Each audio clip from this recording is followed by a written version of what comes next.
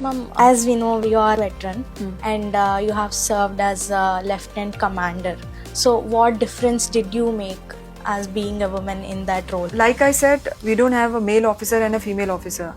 When you are in the uniform, you are an officer or you are a soldier. There is no differentiation there. Okay? There is no differentiation at all. I don't know why, even when we have physical standards, there are minor differences in the standards, and which is backed by science, backed by the biology of our individual bodies. Men have different body and women have different body. The oxygen carrying capacity of a man, their tissues is different than a woman. And so there is minor differences in the standards. If you open the doors and you just say that, okay, these are the criterias, there I'm sure there would be women who can meet those criterias and be worthy of the particular position. For example, there are certain trainings that still don't exist for women. There are some branches. For example, submarines. My husband is a submariner. Some Western world have submariner women as submariners. And submarine life is not very easy. It's actually, you have to be underwater for considerable period of time. You have to go through tough training. Of course, being inside is like you don't have sun. Yes. So how much? And it's so compact. Yeah. Okay.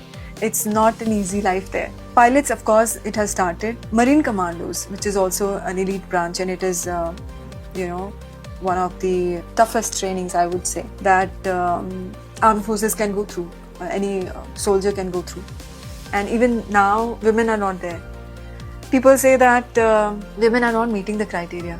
But then I've never seen them inviting women for those roles. Why not open and see? When women in the Western countries can do, why not women in the Indian armed forces? We can do. We have such great history of women like Rani Lakshmibai, so many other women. We just have to open our minds. Okay, change the mindsets that exist. Women can do a great job. So that's what I was saying. You asked me as to how you as Lieutenant Commander contributed. So I was not different as a female. I was an officer, I was an air traffic control officer, and I was supposed to ensure that all the air traffic is handled in a way that there is no mishap, there is no accident, incident or anything like that, whether in air or on ground.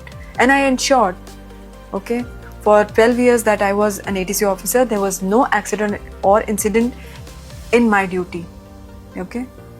So that was it. So that's what I brought to the table.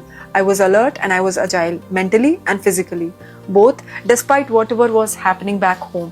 Maybe my daughter was sick with bronchitis, maybe my maid was not there home. Whatever it was, I was there in time, I performed my duty.